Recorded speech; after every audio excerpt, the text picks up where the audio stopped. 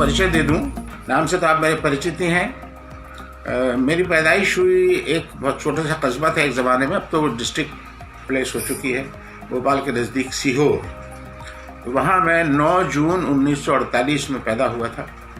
मेरे फादर की theatre company थी, पारसी थिएटर कंपनी, तो वो वहाँ लगी हुई थी, इसलिए मैं वहाँ पैदा हो गया। कंपनी कहीं और लगी होती तो शायद मैं वहाँ हो जाता। बहरहाल वहाँ से फिर मेरी मदर ने फिर भोपाल में घर लिया और मेरी प्रारंभिक पढ़ाई जो है वहाँ सईदिया स्कूल से दूसरी क्लास से लेकर 8वीं तक वहाँ हुई। फिर मैं जहांगीरिया से मेरे 9th मैंने पास किया और फिर मैं करेरा गांव चला गया, करेरा से मैंने 10th पास किया। फिर मैं शिवपुरी में आया, शिवपुरी से मैंने हायर सेकेंडरी पास किया। फिर कॉलेज ज्वाइन किया, लेकिन 2 साल फिर मैंने एग्ज़ाम नहीं दिया और फिर कॉलेज छोड़ दिया। वो बड़ी मज़ेदार कुछ एनेक्डोट्स हैं। बहरहाल भटकता भटकाता मैं लखनऊ पहुंच गया और लखनऊ से मैं कुछ थिएटर, उस वक्त तो थिएटर से मैं चिढ़ता था, भागता था। लिखने का शौक़ था तो कहानियाँ वहानी मेरी उन दिनों छपी थी। मेरी 69 में पहली कहानी सारिका में छपी थी। सारिका जो है एक बहुत ही प्रतिष्ठित पत्रिका थी, शायद हिंदी कहानी की सबसे श्रेष्ठ पत्रिका थी। वो टाइम्स ऑफ इंडिया पब्लिकेशन की थी। अब फिर बाद में वो बंद हो गई और मेरी पीढ़ी के लोग जो थे वो उसकी बहुत ही मकबूलियत थी उनकी नज़र में इस पत्रिका की। लेकिन थिएटर से मेरा उतना लगाव नहीं था। ये संयोग ऐसे हुए कि 73 में मैंने नेशनल स्कूल ड्रामा ज्वाइन किया। डायरेक्शन में मैंने वो किया स्पेशलाइज, और मैंने वहाँ अपने क्लासिक जर्मन प्ले था वॉइजे, जॉर्ज ब्यूफनर का लिखा हुआ, वो मेरा डिप्लोमा प्रोडक्शन था। उस पर मुझे बेस्ट डायरेक्टर का अवार्ड मिला। फिर मैं स्कूल से और फिर वही मैंने फिर फेस्टिवल हुआ तो उसमें मेरा वॉइजक हुआ और एक और प्ले बिच्छू किया। उसके बाद फिर मैं बाहर आ गया। बाहर आने के बाद मैंने पहली वर्कशॉप की रायबरेली में, फिर लखनऊ में कुछ काम किया और फिर वापस मैं दिल्ली आया तो NSD की रेपर्टरी कंपनी वो ज्वाइन की और उस रेपर्टरी में पहला नाटक मैंने किया बेगम का तकिया और दूसरा नाटक किया मुख्यमंत्री। तो कुछ दिन बाद कुछ ऐसे मतभेद हुए तो मैंने रिज़ाइन कर दिया और रिज़ाइन करने के बाद तब से लेके अब तक मैं फ्रीलांसर हूँ। और पूरे भारत में मैंने काम किया, सभी शहरों में काम किया। जहाँ जहाँ से मुझे बुलावा आता था मैं फ़ौरन पहुँच जाता था।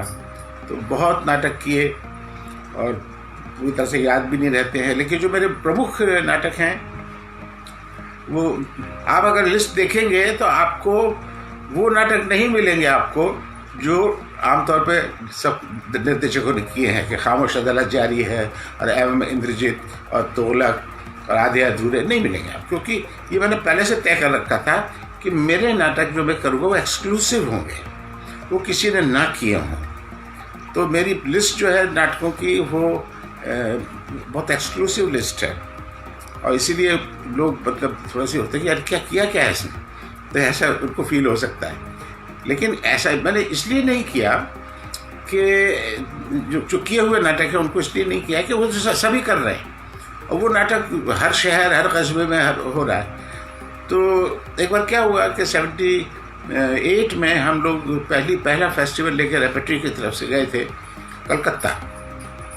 अनामिका कला संगम एक संस्था होती थी उस वक्त, तो उन्होंने हमको इनवाइट किया था, मतलब रेपर्टरी को इनवाइट किया था। तो रेपर्टरी में मेरे 2 प्लेस मेरे थे और बाकी और 5 प्लेस थे कुल मिलाकर।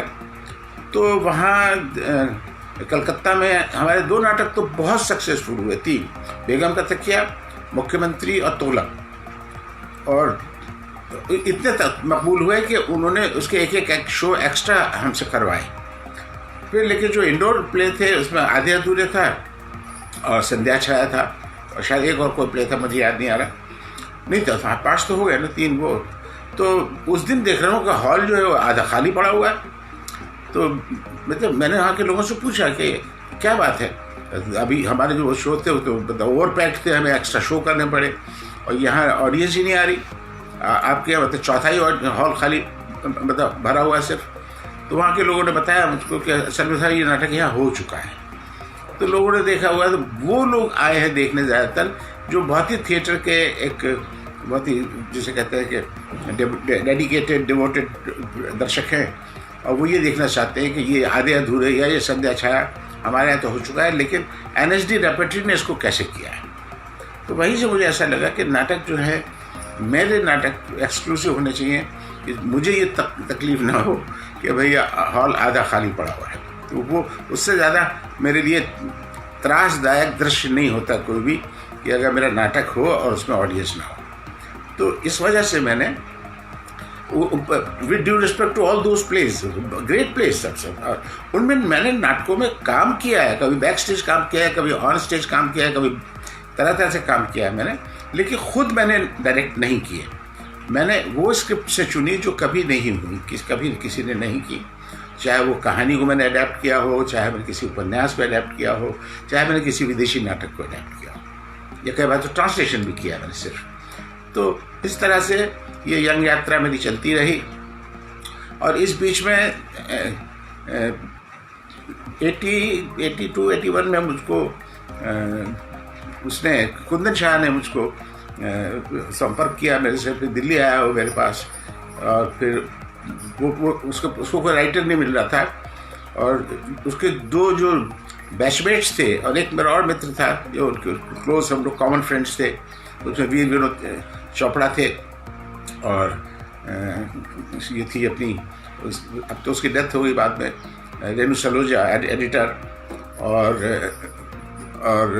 रवि बासवानी, वो दिल्ली से मेरा दोस्त था।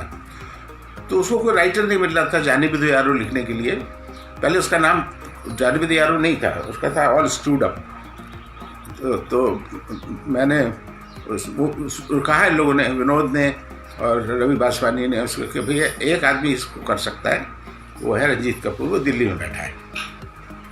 तो फिर मुझे पास वो दिल्ली आए, और फिर मैंने कहा भाई मुझे अच्छा लगेगा तो लिखूंगा, नहीं तो नहीं लिखूंगा। वो लिखा तो उसमें जो क्रेजीनेस थी वो थी, वो मैं उसको उस तरह का मैं बिच्छू में कर चुका था। मॉलियर किसी ने कर लिया तो वो हर तरह की क्रेजीनेस को एक्सेप्ट कर सकता है। तो खैर मैंने फिर वो लिखी, और यहाँ आया, बॉम्बे आया, बॉम्बे आके लिख के फिर वापस चला गया। मुझे बॉम्बे कभी अच्छा नहीं लगता था, और कई फिर उसके बाद फिर मैंने और भी फिल्में लिखी, लिखता था और भाग जाता था, क्योंकि दिल्ली में मेरे मित्र थे सब लोग पुराने, तो वो लोग मैं उनको मिस करता था, दिल्ली का मौसम मिस करता था, इवन गर्मियाँ तक मिस करता था कि भाई चलो इतनी भयानक गर्मी पड़ती है उसका भी मज़ा लें। तो इस तरह से फिल्मी यात्रा भी मेरी ऐसी पैरेलल साथ साथ चलती रही थिएटर के साथ साथ, लेकिन यहाँ से मेरा आना जाना ही बना रहा। उसके बाद 93 में जब मेरी बेटी ग्रूशा को तारा में काम मिला, तो 92 में, तो उसके बाद उसको शिफ्ट होना पड़ा, क्योंकि लगातार उसको बहुत लंबा काम था उसका। तो फिर हम इस तरह से आता जाता रहा, लेकिन 93 के बाद फिर मुझको पूरी तरह से शिफ्ट होना पड़ा बॉम्बे में। तो अब मैं बॉम्बे में मुकीम हूँ, और बहुत सी मैंने फिल्में लिखी हैं, नाम बता देता हूँ। जैसे अभी रमन मुझे याद दिला रहे हैं, जानी भी दो यारो मेरी पहली फिल्म थी। एक्चुअली मेरी फिल्म इंडस्ट्री से जो मेरा जुड़ाव हुआ वो राइटिंग से नहीं हुआ है। इन्हीं के बैचमेट थे मिस्टर अशोक आहूजा, उन्होंने, वो दिल्ली बेस्ड थे, तो वो मेरा प्ले देखा था उन्होंने, बेगम का तकिया, तो उस पर वो फिल्म बनाना चाहते थे। तो वो मुझे बॉम्बे लेके आए कि मुझे राइटर से मिला दीजिए, मैंने मिला भी दिया। उनकी आपस में एक लंबी कहानी चलती रही, वो राइट्स नहीं दिए, पंडित आनंद कुमार ने उनको टालते रहे। तो वो जो पूरा अनुभव था अशोक आहूजा का, तो वो उन्होंने उसके ऊपर एक नई स्क्रिप्ट अपनी लिख दी जिसका नाम था आधारशिला। और आधारशिला को बाद में स्वर्ण कमल मिला, first film of the director. तो काफ़ी वो, तो उसमें उन्होंने मुझसे कहा म्यूज़िक कीजिए और लिरिक्स। मैंने थिएटर में किया था म्यूज़िक, लेकिन फिल्म के लिए कभी नहीं किया। लेकिन खैर साहब, ये इनके प्रकार है, मैंने म्यूज़िक भी किया, 5 गाने थे उसके अंदर, वो भी किया। तो मेरा पहला जुड़ाव जो था फिल्म दुनिया से वो एज ए म्यूज़िक डायरेक्टर और लिरिसिस्ट था। फिर जाने भी दो यारो लिखी थी, फिर और भी बहुत सी लिखी। आप गूगल कर लें तो मुझे एकदम याद नहीं आती, लेकिन हाँ जैसे जो प्रमुख हैं उसके अंदर वो हैं कभी हाँ कभी ना, कुंदन के लिए लिखी, वो क्या कहना कुंदन के लिए लिखी, कुंदन के लिए और भी बहुत सारी स्क्रिप्ट लिखी है जो फिल्म बनी नहीं, वो कोल्ड स्टोरेज में पड़ी हुई है। बहुत अच्छी स्क्रिप्ट, कंप्लीट स्क्रिप्ट है वो है। उसके बाद फिर मैंने और भी कुछ लोगों के लिए लिखा, लेकिन मेरा दिल नहीं लगता था, क्योंकि वहाँ एक जहाँ फिर मैंने फाइनली जो जिनके साथ मैं टिक गया इतने साल से, 20 साल हम लोग इस दिन हिसाब लगा रहे थे, वो है राजकुमार संतोषी। क्योंकि राजकुमार संतोषी खुद बहुत अच्छे राइटर हैं, और जब पहली बार उन्होंने मुझको बुलाया कि भाई आपको लिखनी है इसको, तो मैंने कहा आप तो खुद इतने अच्छे राइटर हैं, मुझे क्यों ले रहे? तो उन्होंने कहा कि बहरहाल वो बहुत रिस्पेक्ट मेरी करते हैं, और चूँकि खुद लेखक हैं तो दूसरे लेखक की रिस्पेक्ट करते हैं। उनका ये कहना था कि आप अगर मेरे लिखे को ओके भी कर देते हैं तो मेरे लिए बहुत रीएश्योरेंस होता है कि हाँ ये सही सीन सही है, और वो ये जानते हैं कि मैं बस सच बोलता हूँ, मुझे अच्छा नहीं लगता कोई सीन उनका लिखा हुआ है कुछ, तो मैं बोल देता हूँ उनको, और फिर उसको वो स्वीकार भी कर लेते हैं। तो ये उनके अंदर एक जो बहुत बड़ी क्वालिटी है कि लेखक की इज्जत करना, उसी वजह से अभी उसके बाद मैंने उनके साथ एक और फिल्म शुरुआत की थी, नाम भूल रहा हूँ उसका, वो बनी नहीं फिल्म। उसके बाद फिर लज्जा लिखी उनके लिए, खाकी लिखी, और क्या लास्ट फिल्म अल्लाह, वो लास्ट फिल्म नहीं कहूँगा, अब भी हम लोग साथ साथ थे बेंगलोर में, मैसूर में। तो वो मैं अभी बैड बॉय उसका नाम है, वो नए लोगों को लेके है, लव स्टोरी, बहुत अच्छी फिल्म है, बहुत अच्छी है। और रीमेक है, वो एक तेलुगु फिल्म थी, बहुत ही सुपरहिट फिल्म थी तेलुगु, उसका रीमेक है, लेकिन काफ़ी हम लोगों ने बहुत उसमें फ्रीडम लेके किया है। तो और अभी जो हम काम कर रहे हैं जिस स्क्रिप्ट पर राजकुमार संतोषी के साथ, वो 5 साल पहले लिख चुके थे, अभी उसको फाइनल किया है, उसको ट्रिम किया है, उसको छोटा सा जिसे कहते हैं कि फिनिशिंग टच देके, वो है जिस लाहौर नी वेख्या। तो वो जाएगी नवंबर दिसंबर में फ्लोर पे। एक और हम लिख रहे हैं फिल्म, उसका नाम अभी वो नहीं किया है, तय नहीं किया है। तो इस तरह की ये सब चीज़ें चल रही हैं। इस बीच में मैं जो सबसे ज़्यादा आई वॉज लुकिंग फॉरवर्ड, क्योंकि पिछले 7 सालों से मैंने जो हमेशा मैं नया नाटक करता हूँ, और लेकिन पिछले 7 साल से नया नाटक कोई नहीं किया था। पुराने नाटकों को मैं रिवाइव कर रहा था, जो मुझे अच्छा नहीं लगता। मुझको पुराने नाटक में करता हूँ तो मुझे लगता है ये बासी खा रहा हूँ या लोगों को बासी परोस रहा हूँ। तो मैं करना चाहता था, मेरे बहुत से दोस्त निकले। आप लोगों के साथ एक शेयर करूँगा एक चीज़, इरशाद सिकंदर साहब। तो एक बार किसी ने मुझको 2 शेर भेज दिए व्हाट्सएप के ऊपर, बहुत खूबसूरत शेर थे 2। एक तो ये था कि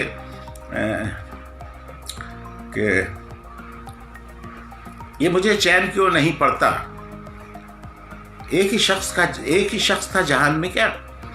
और दूसरा शेर था उनका, किसी का था, उस मुझे नहीं पता था ये कौन है शेर, किसका लिखा हुआ है। और दूसरा था, कितने झूठे थे हम मोहब्बत में, तुम भी जिंदा हो मैं भी जिंदा हूँ। तो इस शेर ने मुझको बहुत ही प्रभावित किया, और मैं जानना चाहता था किसका लिखा हुआ है। तो दिल्ली में मेरे बहुत अच्छे पुराने दोस्त हैं, आर के त्यागी, उनको मैंने भेजा। तो उन्होंने उसके बारे में बहुत पढ़ा हुआ था, तो उन्होंने मुझे एक लंबा सा एक पूरा उस शायर का, जिसका नाम था जॉन इलिया, मैंने पहले नाम भी नहीं सुना था। तो मुझे अफसोस की बात है कि मेरा जैसा व्यक्ति, जो अपने आप को इस बात पे मुझे गर्वित था कि मैं जितने भी कदीमी शायर हैं और जितने भी कंटेम्प्रेरी शायर हैं उनके नाम से भी वाकिफ़ हूँ, उनके कुछ कलाम से भी वाकिफ़ हूँ, लेकिन जॉन इलिया एक ऐसी शख्सियत थी जिनके बारे में मुझे नाम भी नहीं सुना था। तो फिर क्या हुआ कि ये सब संयोग की चीज़ें थी कि इरशाद साहब ने कहा जी मैंने प्ले लिखा हुआ है इनकी जॉन इलिया के ऊपर। तो मैंने कहा कि अच्छा, तो आप भेज दिए मुझे, मैं पढ़ लूँगा, और मैं उर्दू जानता हूँ। कहते नहीं मैंने देवनागरी में लिखा है। अरे मैंने कहा बहुत अच्छी बात है, क्योंकि इरशाद साहब दोनों भाषाओं पे उनका अच्छा बहुत अच्छी पकड़ है। तो उन्होंने मुझे भेजा, मुझे इतना अच्छा लगा। अभी तक मैंने जितने दूसरों के लिखे हुए नाटक किए, चाहे वो कोर्ट मार्शल हो, चाहे वो खूबसूरत बहू हो, चाहे 1-2 और नाटक हैं अभी याद नहीं आ रहे नाम, उसमें हमेशा मुझे कुछ ना कुछ मतलब अपनी तरफ से, हाँ एक मामूली आदमी, मुझे कहीं ना कुछ एक्स्ट्रा अपनी तरफ से लिखना पड़ा। ये पहला नाटक है जिसमें मतलब इस परफेक्ट कि, और एक और अशोक लाल मेरे दोस्त हैं, बहुत अच्छे प्ले राइट हैं, मेरे बहुत पुराने दोस्त हैं, उनका भी एक लिखा हुआ नाटक है, वो है शत्रु।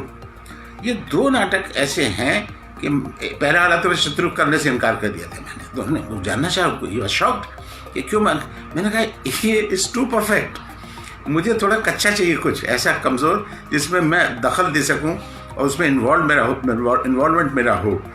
तो खैर, तो ये कॉम्प्लीमेंट भी था, क्योंकि उन्हें इतना अच्छा लिखा कि उसमें सांस नहीं मिल रही थी मुझको कुछ करने की। इसी तरह से ये नाटक भी मुझको मिला। मुझे लग रहा था मैं इसमें क्या करूँगा, लेकिन इरशाद साहब ने बहुत अच्छा लिखा है। मैंने कहा कि मैं इसमें कुछ नहीं कर सकता, मुझे एज इट इज़ करना पड़ेगा जैसे आपने लिखा है।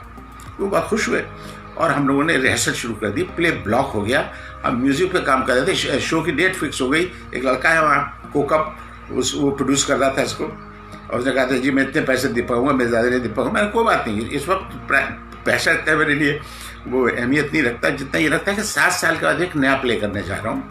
डेट फिक्स हो गई 4 अप्रैल, और प्ले ब्लॉक हो गया। हम लोग म्यूज़िक पे काम कर रहे थे, और कास्ट मेरी बहुत प्यारी कास्ट, बहुत अच्छे लोग, एक का नाम क्या लूँ।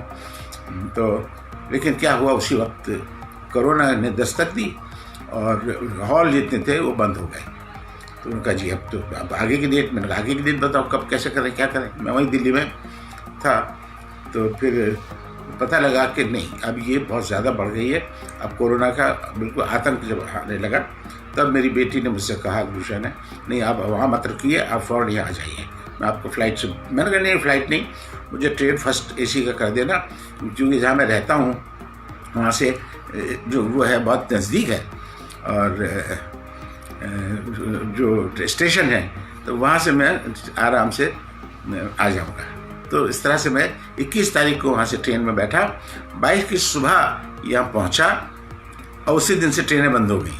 तो आई वॉज लकी, और मैं अपने घर में हूँ, सुरक्षित हूँ, उम्मीद करता हूँ। तो खैर, तो अब मैं ही चाहूँगा कि आप लोग कुछ सवाल पूछें और मैं जवाब। मैं संवाद का व्यक्ति हूँ, अकेले जो बोलना है जो है ना, वो बड़ा मुझे खाली लगता है। बिल्कुल ऐसा लगता है कि मैं कहाँ बात कर रहा हूँ, किसी गुम्बद में बैठा हुआ, गुम्बद से बात कर रहा हूँ। सिर्फ मेरी आवाज़ जो है वो उसकी अनुगुण सुनाई दे रही है, तो मेरे लिए दिक्कत है। के रैना मेरे बैचमेट हैं, ज़बरदस्त एक्टर हैं। हमने अपने करियर की शुरुआत NSD से की, और कल एक मेरी स्टूडेंट है, वो मुझसे पूछ रही थी कि वेस्टर्न ड्रामा कौन हमको पढ़ा, मतलब बताइए, मैं जानना चाहती हूँ। तो मैंने कहा भाई देखो, हम लोग हमारे गुरु थे मिस्टर अलकाजी, उनसे अच्छा तो कोई टीचर है नहीं, लेकिन उनके बाद कुछ लोग ऐसे हैं जो मैं कह सकता हूँ कि हाँ वो आपको वेस्टर्न ड्रामा अच्छा पढ़ा सकते हैं। तो उनमें है M.K. रैना, के रैना, और अपना पवन मस्करा, और थोड़ा बहुत मैं, और अनिला सिंह।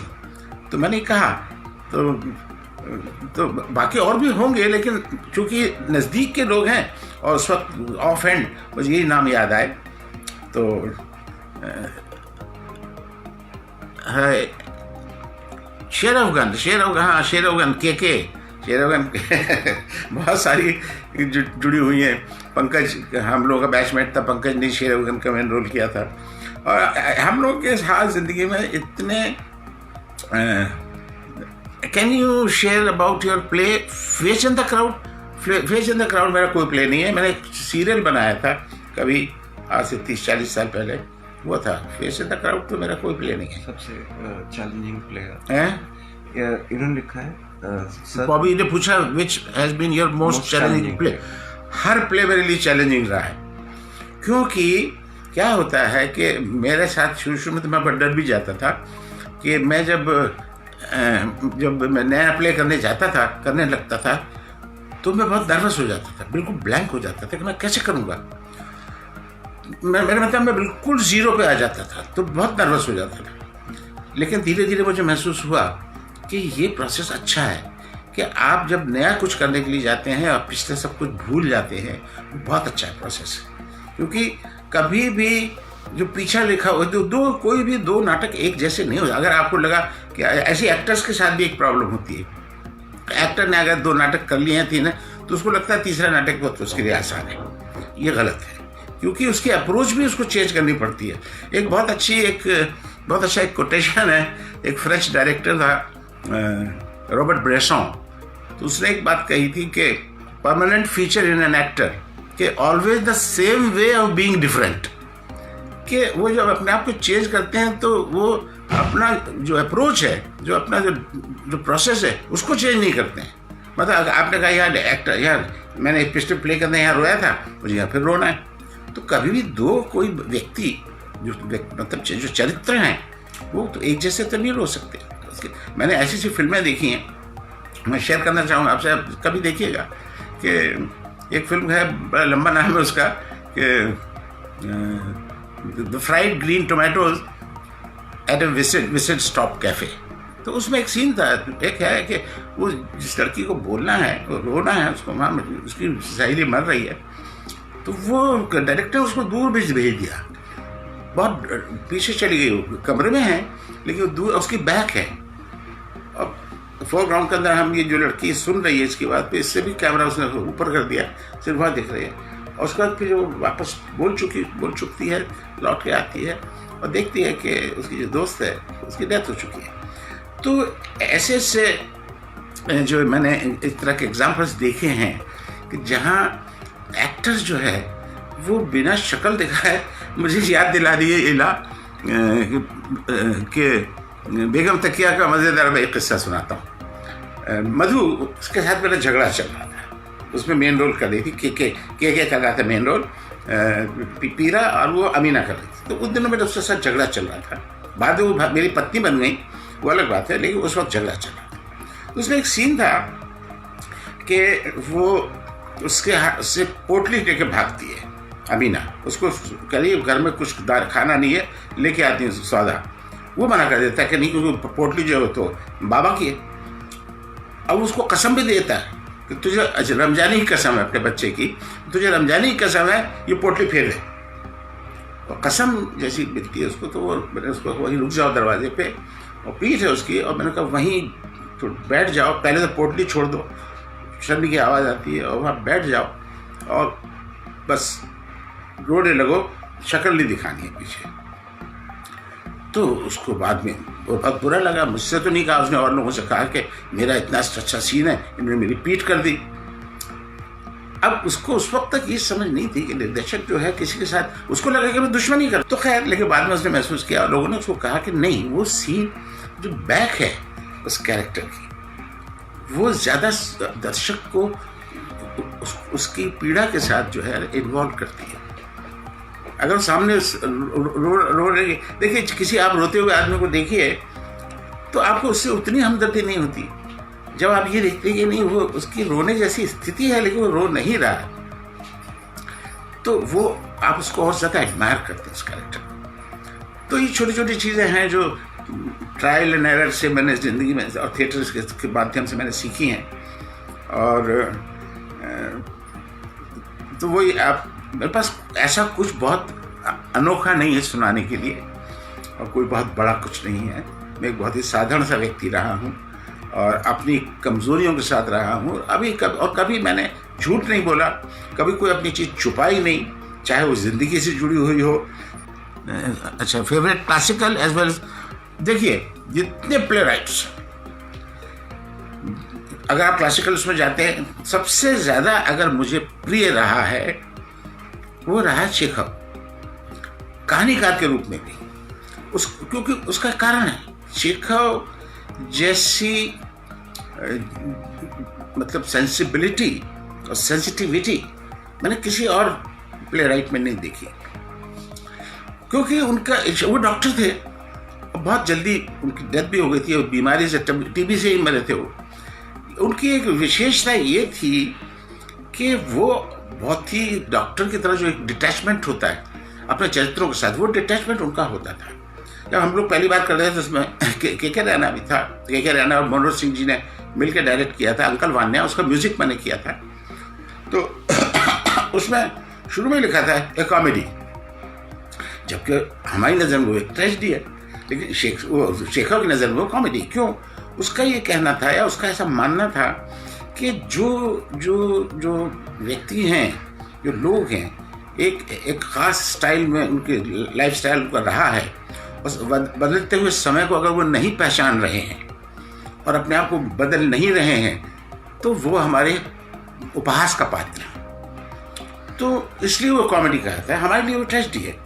तो चेखव जो था, चेखव की ये विशेषता थी, वो अपने चरित्रों से कभी भी दया नहीं करते थे, लेकिन उनके कुल मिलाकर अंतर जो उनका जो अंदर की जो तय है, उसके अंदर एक जो उनकी ह्यूमेन जो क्वालिटी उनकी थी, और अपने चरित्रों के साथ जो उनकी एक अलग से अतिरिक्त एक ममत्व जो था, वो उनकी रचना में झलकता है। तो सबसे प्रिय मेरे चेखव रहे, फिर इब्सन है, ये सब क्लासिक है, बर्नार्ड शॉ भी अपनी जगह पे रहे हैं, और जितने हैं मैंने सब, फिर मॉडर्न के अंदर आर्थर मिलर हैं, टेनेसी विलियम्स हैं, और बहुत लंबी लिस्ट है किसके एक क्या नाम जवाब दूँ। उसमें तो ग्रीक थिएटर भी आ गया। आज ही सुबह मैं किसी अपनी एक स्टूडेंट से बात कर रहा था कि मतलब ये देखिए आप कि एडिपस या मतलब ये तीनों प्लेट है, यूरिपिडीज, सोफोक्लीज, और तो ये इन लोगों ने मतलब उन सब्जेक्ट जिनकी रचनाएं, जिनकी जो डॉक्यूमेंटेशन है वो अभी भी उपलब्ध हैं, उनसे ज़्यादा पुरानी तो कोई वो नहीं हो सकती।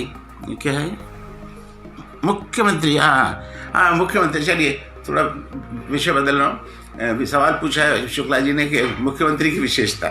मुख्यमंत्री मेरे लिए काफ़ी एक मुश्किल वो था, और उसमें मुख्यमंत्री मैंने कुछ बहुत नई चीज़ें की थी। नई चीज़ें इस सेंस में की थी कि वो इतना रियलिस्टिक था कि उसमें मैंने ये तय किया था कि मैं इसमें ना तो बैकग्राउंड म्यूजिक इस्तेमाल करूँगा, और बहुत ही ऐसा विषय था, उपन्यास था। तो उपन्यास तो बहुत लंबा था, 400 पेज का उपन्यास था, और उसमें शुरुआत में से लेकर एंड में मतलब इतनी लंबी है उनकी वो कहानी। मेरे कहा ये नहीं, उसमें मेरे लिए मुख्य बात ये थी। तो जो नई चीज़ मैंने की वो आप जान के एला सुनना के इसको तायद करेगा इस बात की कि मुख्यमंत्री में उपन्यास में लिखा पहली लाइन थी, और कौशल मंत्रिमंडल भंग हो गया। अब इसके बाद की कहानी ये थी कि अभी 4 दिन के बाद नया चुनाव होगा, और उसमें वो दोबारा उसमें कॉन्टेस्ट करेंगे वो कौशल जी, और क्या होगा उसके बाद फ्लैशबैक में चली जाती है कहानी। तो मैंने कहा नहीं, ये फ्लैशबैक में नहीं, कॉम्पैक्टनेस इसकी चली जाएगी। तो इसको मैंने 1 दिन का रखा, और 1 दिन का मतलब सुबह 8 बजे से लेकर रात को 11:20 तक की कहानी रखी मैंने। अब मेरे सामने सबसे बड़ी दिक्कत तो ये आई कि डिजाइनिंग के बारे में बात करूंगा, तो क्या ये कि उपन्यास में लिखा है और कौशल मंत्रिमंडल भंग हो गया। तो इसको अगर ऑडियंस को अगर ये नहीं पता है, पाठक के रूप में मुझे पता है कि क्राइसिस क्या है एक लाइन से, और उसके बाद मेरी उसमें उत्सुकता जाग जाती है। लेकिन ऑडियंस को कैसे बताऊं कि कौशल मंत्रिमंडल भंग हो गया और ये 4 दिन के अंदर नया चुनाव होना है। तो बहुत सोचते रहे, सर पटकते रहे। बन्नू भाई ने कहा तो स्टेज पे जाके पहले से बोल देना कि ऐसा ऐसा है। मैंने कहा नहीं, ये तो थिएट्रिकल तो नहीं हुआ, इसमें मज़ा नहीं आया। किसी और का अनाउंस कर दिया, मैंने कहा नहीं, कुछ होना चाहिए, क्या होना चाहिए। कभी लखनऊ के दिनों में जब अंग्रेजी सीख रहा था मैं, तब मैंने जेब सेंडी चेज का एक नॉवल पढ़ा था। तो उसमें एक चरित्र है जो प्रोपेगेंडा था रेडियो के ऊपर, वो किया करता था नाजियों का पक्ष में। और जब बर्लिन का पतन हुआ तो वो भाग के लंदन आ गया, लेकिन वो बोलता नहीं था, चुप के मतलब गूंगा बना रहा डर के मारे, कि क्योंकि उसकी आवाज़ से इतना लोग जानते थे कि अगर पता लग गया वो पकड़ा जाएगा, फिर मुकदमा चलेगा, जो होगी सजा होगी। तो इससे मुझे ये लगा कि देखो आवाज़ का एक एसोसिएशन दर्शक के साथ या श्रोता के साथ कैसा होता है। तो मैंने कहा हम बेना का गीतमाला सुना करते थे कि जब उनका साथ ऐसा एसोसिएशन हो गया था अमीन सयानी के साथ, वैसा ही रेडियो का था। तो पहले तो मैं दूरदर्शन मतलब आकाशवाणी गया, मुझे वो मिल गई नीति रविंद्रन, उनका मैं बड़ा फ़ैन था, बड़ी अच्छी न्यूज़ रीडर थी। तो मैंने उनसे कहा कि आप मेरी न्यूज़ पढ़ दीजिए। जब मैंने उनको जब ये मसला बताया अपना, तो ये उन्होंने कहा कि मुझे मत लीजिए, आप रेडियो के किसी व्यक्ति को लीजिए, क्योंकि अब ये उस वक्त की कहानी है जब टेलीविज़न तो था ही नहीं। तो मेरा अगर लोगों के साथ मेरा एसोसिएशन है तो टीवी के थ्रू है। मैंने कहा बिल्कुल ठीक है, उनको धन्यवाद किया कि उनसे मुझे ये वो मिला। तो फिर मैं मेरे बड़े भाई की तरह थे सत्येंद्र शरद जी, उनसे मिला। मैंने कहा कि मुझको चाहिए देवकीनंदन जी पांडे। देवकीनंदन जी राज़ी हो गए। फिर मैंने उनको एक न्यूज़ बना के दी थी, उन्होंने फिर उसको अपने ढंग से लिखा कि वो प्रोफेशनल थे, इतने सालों से कर रहे थे। उसी तरह से फिर मैं अंग्रेज़ी में चाहता था, तो मैंने शायद विनोद कश्यप जी से रिक्वेस्ट की, और वो बेचारे दोनों के दोनों NSD में आके उन्होंने वो न्यूज़ रिकॉर्ड की, एक अंग्रेज़ी में एक हिंदी में, 100 रुपये उनको हम लोगों ने दिए, क्योंकि NSD का बजट ही नहीं होता था इतना। तो जब प्ले शुरू होने से पहले फर्स्ट बेल से जब ये न्यूज़ शुरू होती थी, बाहर ऑडियंस अभी आई है, आ रही है, और ये न्यूज़ शुरू होती थी, ये आकाशवाणी है, अब आप देवकीनंदन पांडे से समाचार सुनिए। कौशल मंत्रिमंडल, उदयाचल प्रांत में कौशल मंत्रिमंडल भंग हो गया। ये सेंसेशन था। और आप पूछिए आप क्या कहना से, इसका इतना असर हुआ, कितने लोग तो उन दिनों काफ़ी मंत्रिमंडल भंग भी हुए थे, तो लोग आके उनको लगता सचमुच किसका कौन सा मंत्रिमंडल भंग हो गया, किसका। तो लोगों के अंदर इतनी उत्सुकता जग जाती थी। फिर मैंने क्या किया था, जो ब्रोशर था वो इस ढंग से डिज़ाइन किया था, उदयाचल टाइम्स दोनों तरफ से, एक तरफ इंग्लिश में, उसमें उदयाचल टाइम्स, कौशल मंत्रिमंडल भंग, नए नेता का चुनाव 4 दिन।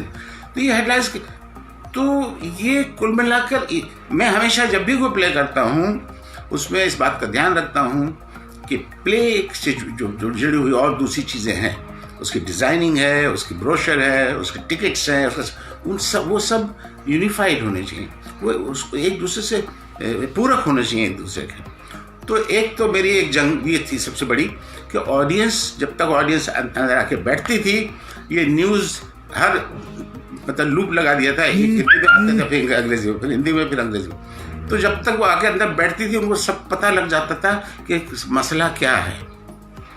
तो ये एक मेरी बहुत बड़ी मेरा अचीवमेंट था।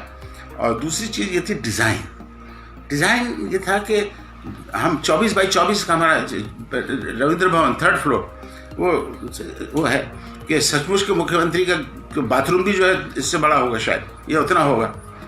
तो लेकिन जिस ढंग से आप डिज़ाइन किया गया, मैंने नहीं किया, वो कभी ऐसा ये नहीं लगा कि ये जो कल्चरल शॉक लगते हैं लोगों को, अरे यार ऐसा कैसे हो सकता है, ये इतनी जगह के अंदर ये इनका ऑफिस है, इतनी जगह में इनकी ये वेटिंग, उनकी जो लॉबी है वो है, इतना सा अंदर जो है जहाँ टाइप करते हो। तो एक लंबा, एक बहुत मुख्यमंत्री में काफ़ी मुझे इस तरह की जो थी चीज़ों का, कभी विस्तार से कोई मुझसे पूछे तो मैं बताऊंगा कि उसमें और भी क्या क्या अचीव किया। उसमें एक्टर्स का भी बहुत बड़ा वो था। मिसाल के तौर पर जोसलकर ने एक्टिंग में स्पेशलाइज नहीं किया था, वो डायरेक्ट वो स्टेज क्राफ्ट में। तब हमारे ज़माने 3 कोर्स हुआ करते थे, अब NSD में से 2 ही रह गए। तो पहला था डायरेक्शन, फिर एक्टिंग और फिर स्टेज क्राफ्ट। लेकिन मुझे उस रोल में मतलब नावल में जो डिस्क्रिप्शन है वो तो कुछ और था कि कौशल जी जो है लंबे चौड़े हैं, चौड़ा माथा, गौरवर्ण और ये सब चीज़ें थी, और जोसलकर उससे बिल्कुल उल्टा था। लेकिन मैंने कहा नहीं, मेरे दिमाग में ये था कि जितने ये लोग बड़े लोग हुए हैं जिन्होंने पूरी दुनिया को हिला दिया, चाहे वो नेपोलियन हो, चाहे वो हिटलर हो, चाहे कुछ लोग, वो कद के छोटे थे। शायद वही कॉम्प्लेक्स उनका होता है जो उनको आगे और ज़्यादा मोटिवेट करता है। तो इसलिए मैं जोसलकर को लेना चाहता था। और जोसलकर की एक और थोड़ी सी कमज़ोरी थी कि वो थोड़ा सा मतलब हकलाता था। बेचारे ने मुझसे 1 हफ्ते पहले तक कहा कि रंजीत किसी और को ले लो, मैं हकलाता हूँ। मैंने कहा मैं चाहता हूँ तुम हकलाओ, प्लीज़ ठीक मत करो, वो तुमको ह्यूमन बनाएगा, रियलिस्टिक बनाएगा, ऑथेंटिक बनाएगा। और वो उसकी लाइफ का मैं समझता हूँ बेस्ट परफॉर्मेंस था। और बड़ी बड़ी यादें जुड़ी हुई हैं। और मुख्यमंत्री के साथ भी के है, साक्षी है कि हाँ, ये हम लोग एक ही बैच के लोग थे, एक साथ काम किया हम लोगों ने, और हम लोगों ने बहुत बहुत कुछ मिल के बहुत अचीव किया। तो मुख्यमंत्री भी उसमें से एक है।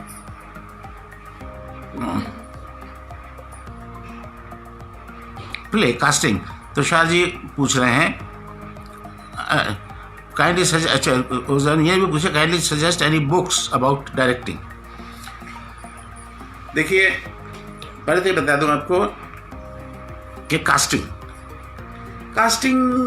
का मैं फिर वापस आपको एक उदाहरण देता हूँ। कई बार हम क्या होता है कि हमारा जो विजन होता है वो काफ़ी संकुचित होता है। और बेगम का तकिया की जब रीडिंग शुरू हुई तो मेरे जहन में ये था मीरा का रोल, पीरा का रोल तो मेरे सामने पहले से क्लियर था कि वो के रहना करेगा, और मीरा उसके बड़े भाई का रोल कौन करेगा। तो हमसे एक सीनियर था एक्टर,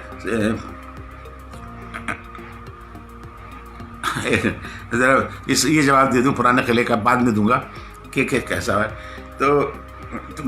तो मैं, वो थे हमारे एक्टर, अभी एकदम नाम भूल रहा हूँ, मुझे याद आ जाएगा। नहीं, वो दूसरा जो एक्टर था पंजाबी, तो मुझे लगता था वो बिल्कुल फेस के पॉइंट ऑफ व्यू से जो लुक है वो मीरा है। लेकिन जब रीडिंग शुरू हुई तो वो उतनी अच्छी रीडिंग नहीं कर सके। और मेरी एक आदत है, जो कास्टिंग वाले पूछ रहे हैं, कि मैं जब कास्टिंग करता हूँ प्री कंसीव्ड नोशंस नहीं रखने चाहिए, हर रोल हर एक्टर से पढ़वाना चाहिए। तो ये मेरी आदत थी शुरू से। तो वो पढ़वाया, घुमाते मैंने विजय कश्यप से कहा, अब आप पढ़िए, उनको रोटेशन में आएगा ना, उनका आएगा, एक दिन नहीं आएगा, दूसरे दिन आएगा। विजय कश्यप भी जोसरकर की तरह स्टेज क्राफ्ट के थे, एक्टर नहीं थे। लेकिन जो उसने पढ़ना शुरू किया, मैंने कहा ये है मीरा, और इस तरह से विजय कश्यप मीरा हो गए। तो धृतराष्ट्र मुझसे पूछा, अरे भगवान, इला के ये लोग जानते हैं, के जानता है, मैं एक्टिंग से इतना भागता था, इतना डरता था, मुझे आज भी आई नेवर एंजॉयड एक्टिंग, सिवाय एक प्ले के, क्योंकि भाई हम जो LSD में है, और अलका साहब की एक बहुत बड़ी बात थी कि हर साल वो एक प्ले तो ऐसा जरूर करते थे जिसमें फर्स्ट ईयर से लेकर रेपेटरी तक सब इन्वॉल्व होते थे। वो अनुभव इतना ग्रेट होता था कि सीनियर मोस्ट और जूनियर मोस्ट साथ में काम कर रहे हैं। ये खत्म हो गया है, LSD ने ये खत्म कर दिया। तो वो दौर था, और उस वक्त उन्होंने पुराने किले बहुत दिनों से तय कर रखा था कि पुराने किले में करना। तो उन दिनों 3 नाटक किए उन्होंने। उसमें एक था अंधायुग, दूसरा था रजिया सुल्तान, और तीसरा था, पहला था तुगलक, फिर रजिया सुल्तान और अंधायुग। तो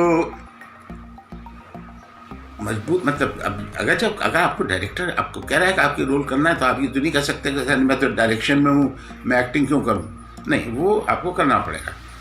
तो इस तरह से, लेकिन उसमें बचा हुआ था पहले अंधायुग में। कमल हमारे चोपड़ा थे, चौपसी हम प्यार से कहते थे, हमसे सीनियर थे, मुझसे 1 साल सीनियर थे हम, के वगैरह, हम तो एक ही बैच के थे। तो वो कर रहे थे, तो वो थोड़े से मेंटली कुछ वो थे उन दिनों, अपसेट। बाद में बहुत बुरी तरह हो गए उनके साथ। मेरे और बहुत सारे एनेक्डोट्स हैं, बहुत ही मज़ेदार। खैर, तो वो कर रहे थे। अब अलका साहब को किसी चीज़ की डांटा, उनको, हम लोग रेसल बैठे हो, तो वो गुस्से में उठ के चले गए, बिना अलका साहब के परमिशन लिए, ना कुछ बोले, तो चले गए। सब सन्नाटा, मतलब क्या। लेकिन अलका साहब ने बिल्कुल कूलली कहा, रंजीत टेक हिज प्लेस। मतलब उनका तो फौजी होता था हुकुम, अगर मगर कुछ नहीं होता था। जाके हम बैठ गए। अब मैं ही सोचा था वापस आ जाएंगे, वो कल आ जाएंगे, परसों आ जाएंगे, मैं छूट जाऊंगा। लेकिन नहीं, वो मुझे रोल करना पड़ा। और भैया रोल करो, अब करना तो है ही।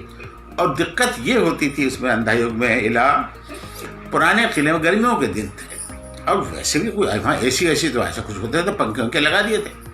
और उस पर उन्होंने जो एक चीज़ बहुत अच्छी थी, अलका साहब ने उस प्रोडक्शन को पहले कर चुके थे किसी ज़माने में, हमसे पहले, वो फिरोज शाह कोटला में। लेकिन इस बार जब उन्होंने किया, एक नया उनका विजन था। वो उन्होंने उसको नो स्टाइल के अंदर किया, जो कि बहुत ही कमाल का उनका एक इंटरप्रिटेशन था, जिस ढंग से उन्होंने किया है। तो खैर, तो मजबूरी में मैंने किया ठीक ठाक कर लिया। लेकिन उसमें जो मेकअप करना पड़ता था, इतनी दाढ़ी और बड़ी ह्यूज नो कॉस्ट्यूम जो होती थी, ऐसी होती थी, ऊपर से हेड गियर होता था, उसमें वो विग भी लगाई, वो टॉर्चर था। और मैं एक्टर्स को एडमायर करता था कि यार तुम लोग जो, अब वो दूसरे एक्टर्स उनको तो मज़ा आता था, मुझको नहीं आता था। इसीलिए बाद में जब मुझे पता लगा, जब इंडस्ट्री में आने के बाद कि संजीव कुमार को बहुत शौक है मेकअप करने का, तो जब उन्होंने वो फिल्मी की, क्या नाम है, नया दिन नई रात, उसमें 9 रोल किए थे, तो उसमें इधर वीक वो, तो एक्टर्स जो है वो एंजॉय करता है। डायरेक्टर में ये तो मेरे लिए टॉर्चर था। खैर किया, तुगलक में दूसरा इतना वो नहीं था, बोझ नहीं था, क्योंकि बर्नी का रोल करता था, शुरू में होता था, थोड़ा सा होता था, एंड में होता था। लेकिन जो सबसे ज़्यादा एंजॉय किया मैंने एक्टिंग का रोल, वो था कि उसमें सुल्तान रज़िया के 2 पहरेदार चाहिए थे, भाला लिए हुए। तो अलका साहब ने रोल जो है उसका सैनिक का रोल अनिल चौधरी को दे दिया। अनिल चौधरी ने बदमाशी की, वो भी हमारा बैचमेट दोस्त था हमारा। तो बदमाशी ये की कि सर मैं करने को तैयार हूँ, लेकिन दूसरा सिपाही इसको बनाओ, रंजीत को बनाओ। मैं उस वक्त था नहीं, बाहर गया हुआ था, लौट के आया तो पता लगा हाँ चलिए दूसरा सिपाही आप बन जाइए। ठीक है भाई, बन गए। तो अब वो जो पूरा था, डायलॉग तो थे ही नहीं, तो वो इतना एंजॉय किया मैंने वो रोल। भाला लेके खड़े हो जाते थे, उसमें ऐसी बदमाशी भी हम लोग करते थे। वहाँ हमारा काम क्या होता था, एक सीन वो होता था, फेड आउट होती थी, तो वही सिंहासन रखा हुआ था साइड में ऊपर पुराने किले में, और हमको वो उठा के जाके रखना है, उस पर आके रज़िया बैठेगी सुल्तान। लेकिन हम लोग बहुत बेशरम बदमाश थे, हम लोग उसी सिंहासन पे बैठे रहते थे, बीड़ी पीते रहते थे, और उस बेचारी वो वहाँ खड़ी रहती थी, हमसे सीनियर थी अपनी रोहिणी पतंगड़ी। लेकिन हम कहते थे यार हमें सैडिस्टिक प्लेजर मिलता था, यार हम तो तुम्हारे लिए अभी वहाँ रख देंगे ना ये उठा के सिंहासन, और फिर वहाँ हम खड़े रहेंगे, अभी थोड़ा देर हम बैठने दो, हम बीड़ी पी रहे। खैर जब हमारी बारी आती थी तो एक बड़ी मज़ेदार घटना सुना रहा हूँ। और अब तो क्या गर्मी इतनी होती थी कि हमें जो अपना सिपाही का जो हेडगियर होता था उसके अंदर हमको मंकी कैप पहनना पड़ता था। गर्मियों के दिन पसीने हो जाते। तो जब जैसे कोई एग्जिट होती थी, टाइम होता था, तो हम टोपी उतार के रख देते थे और कोशिश करते थे हम वो भी उतार दें थोड़ी देर सांस लेने के लिए। उस दिन क्या हुआ कि और उससे पहले हम लेयर लगाते थे, तो जैसी एंट्री आई तो लास्ट मोमेंट पे उसने लगाया अनिल ने, और हम लोग रख दिया हमने वो सिंहासन, और सीन शुरू हो गया। अब हम दोनों पीछे खड़े हुए हैं, सामने देख रहे हैं, और हमको डर लगता था, इधर उधर भी नहीं देखते, क्योंकि अलकाजी साहब कहीं भी होते थे और उनसे उनका तो आतंक होता था, हम लोग इतना डर लगता था कि हम कुछ भी ऐसी चीज़ नहीं करते थे जो कोई ध्यान हमारी तरफ जाए। कोई सीन चल रहा है, वो सुल्तान रज़िया का सीन है। तो मुझसे धीरे से पूछता है, ऐसे हाथ में लिए हुए भाला, अनिल पूछता है धीरे से फुसफुसा के कि मेरे सिर पे हेलमेट है? क्योंकि कई बार क्या होता था, वो इतना कस जाता था कि उसके बाद बहुत देर तक अगर पहना ना भी है तो लगता था नहीं पहना हुआ है। तो वो थोड़ा बेचारा डाउटफुल हो गया। तो उसने मुझे धीरे से पूछा कि मतलब मेरा हेलमेट सर पे है? बेचारा जल्दी में बिना लगाए तो नहीं आ गया। अब मेरी हिम्मत नहीं हो रही मुड़ के देखने की, मैं कहता अभी देखता हूँ, फुसफुसा के बोला। इस बीच में वो धीरे धीरे हाथ नज़दीक लाता गया अपना, और भाला था और उस स्टेप में धीरे से हेड गियर पर जो था उसके ऊपर ऐसे किया, हल्की सी टन की आवाज़ हुई जो हमको ही सुनाई दी, किसी और को नहीं। उसने कहा है।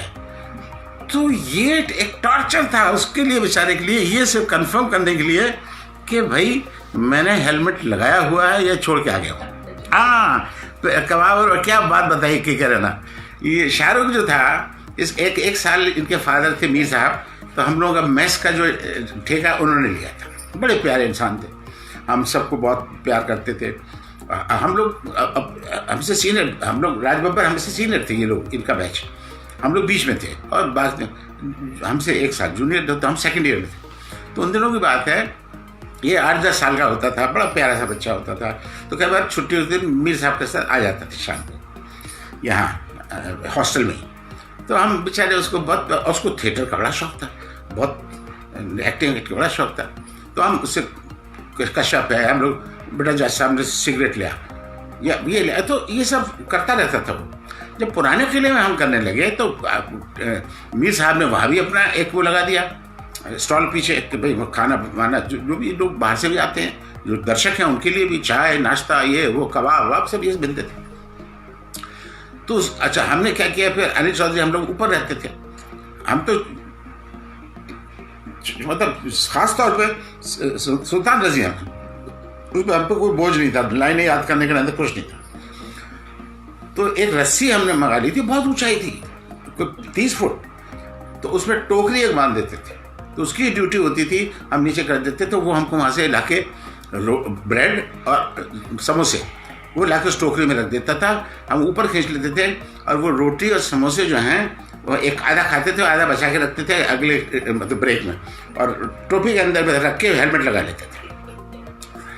तो ये उसका काम होता था। और शुरू में तोलक में जैसे रोटियां आती थी, नान, तो वो लुटती थी, बांटते थे सैनिक आके, तो वो हमको ही बांटनी है, तो हम पहले से 2-3 अपने लिए सुरक्षित कर लेते थे कि यार ऐसा ना हो कि सब बढ़ जाए, हमारे लिए कोई बचे ही ना। तो इस तरह के हज़ारों वो हैं, और हमें इन लोगों में तरस आता था एक्टर्स के ऊपर, क्योंकि हम लोग क्योंकि एक्टर नहीं थे, तो ये सब चीज़ें ना, कबाब समोसे और ये सब चीज़ें हम इंजॉय करते थे, एक्टर बेचारे नहीं कर पाते थे। तो ये अच्छे एक्टर थे के रैना, और ये तो ये इन लोगों को हमेशा अच्छे रोल मिलते थे, तो लेकिन उसको बेचारे उसका वो एंजॉय करते थे उसको, लेकिन ये सब चीज़ों से वो वंचित हो जाते थे। लेकिन फिर भी हम लोग शेयर करते थे आपस में, जब भी कोई ये है खा लो, मिल लो, अगर ब्रेक हुआ है, बैक स्टेज मिल रहे हैं तो ब्रेक मतलब scene within the scene, scene कई लंबे होते हैं। बहुत मजेदार घटना, बेचारे एक रहा नहीं, उसकी घटना याद आ गई मुझे। वो कश्मीर गया हुआ था और डबल कास्ट था, तो ये दीपक जो है केजरीवाल, पहले केजरीवाल होते थे, बाद में वो हाजिर हो गए, तो वो रोल कर रहे थे वो, और 4 शो हो चुके थे, 8 शो थे, तो 4 शो उन्होंने करने थे, और ये सोचते थे कि अभी वो आ जाएगा वीरेंद्र राजदान, तो वो 4 शो वो करेगा। खैर तो वो आ गया, बिल्कुल शो के टाइम पे आया, ये आधा तैयार हो चुका था दीपक, वो अंदर आया, तो ये लोग हमसे 1 साल जूनियर थे, तो अरे तू आ गया, और उसको जैसे वो तैयार हुआ और उसके हाथ में दे दिया, उसको जो भी देना था, तस्बीह देनी थी, जो कुछ देना था, जा नमाज, और उसको दे दिया और कह दिया ऑल द बेस्ट। उसको लगा मेरा सीन आ गया, तो वो चला गया अंधेरे में, और जाके उसने अपनी पोजीशन ले ली, जा नमाज बिछा लिया, क्योंकि उसको ये था कि लाइट आएगी तो वो नमाज पढ़ रहा है। क्यों लाइट आई, लेकिन वो ऊपर वाले प्लेटफॉर्म पे आई, जहाँ अभी तोगलक का, मनोहर भाई का, उत्तरा जी का सीन होना था, सौतेली माँ का। अब उसको काटो तो खून नहीं, लेकिन अब क्या कर सकता, उठ के तो जा नहीं सकता, तो वो बेचारा काफ़ी देर तक तो नमाज ही पढ़ता रहा, सीधे में जाता रहा, बाद में डर के मारे वो सीधे में ही चला गया, उसके ऊपर अंधेरा ही हो गया था बिल्कुल। लेकिन ये था कि ऊपर जो सीन हो रहा है वो इतना इंटेंस सीन होता था कि ऑडियंस का ध्यान ज़्यादा नहीं आता था, इक्का दुक्का लोगों का ध्यान जाता था। बाद में लोगों ने कहा कि हमें समझ नहीं, ये गठरी सी क्या पड़ी हुई है, क्योंकि उसने अपने आप को बिल्कुल कछुए की तरह ना वो समेट लिया था। तो ये सब यादें हैं, इतनी यादें हैं।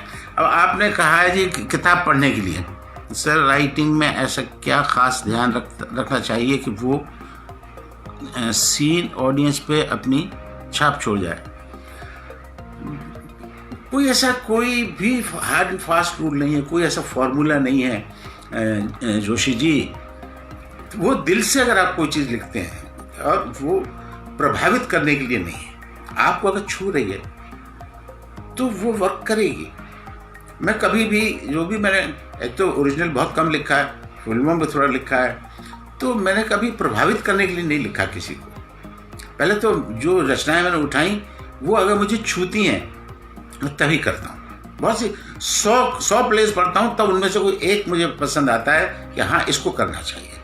तो आपका जो सिलेक्शन है वो बहुत इम्पॉर्टेंट है कि आप किस तरह का सब्जेक्ट जो है। पहली बात तो यह है, मैं कभी कोई ऐसा नाटक नहीं करूँगा जो नेगेटिव वैल्यूज़ को जो है ना वो प्रोपोगेट करता हूँ। मिसाल के तौर पे कभी मैंने, आज नहीं बहुत साल पहले, जब पहली बार इसके मुकदमा जो हुआ था गोडसे का, वो किताब के सूरत में मेरे सामने आया, ये 80 की बात, 81 मैंने पढ़ा तो मुझे बहुत अच्छा भी लगा। मुझे लगा कि ये बहुत अच्छा ड्रामा क्रिएट कर सकते हैं इसके ऊपर। लेकिन मैंने कहा नहीं, कि एक मानव हत्या जो है वो उसके लिए कोई जस्टिफिकेशन नहीं है मेरे पास। और उसके पास भी कोई जस्टिफिकेशन नहीं है। कितने ही उन्होंने बहुत अच्छी, भाई उनके बारे में ये सुना है कि वैसे वो मैट्रिक पास था लेकिन उसने अपना केस खुद जो है मतलब पुटअप किया था और लड़ा था, और जस्टिस खोसला थे। उन्होंने अपने फैसले में लिखा है कि अगर मैं उस दिन फैसला, अगर वहाँ जो अदालत में जितने लोग मौजूद थे जो रो रहे थे उसकी बात सुन के, अगर उन पे छोड़ देता तो उनके लिए वो हीरो होता, लेकिन नहीं, वो उनका भी वो है कि कुछ भी हो, कितने भी जस्टिफिकेशन आप दे दीजिए, लेकिन मानव हत्या है। तो ऐसे कोई भी ऐसी चीज़ जो है जो मेरे जो उसूल हैं, जो मेरी मान्यताएं हैं, जो मेरी आस्था के विपरीत हैं, वो मैं कभी नहीं करूँगा, इसलिए मैंने कभी नहीं किया। मैं कोकोनट जिनका ये पूरा है उनको मैं बहुत बहुत धन्यवाद देता हूँ कि आपने मुझको इस योग्य समझा कि अपने सेशन में इनवाइट किया, और अगर ऐसा आगे होगा कोई, मैं पूरी कोशिश करूँगा कि मैं दोबारा आप लोगों के सामने आऊँ। Thank you very much.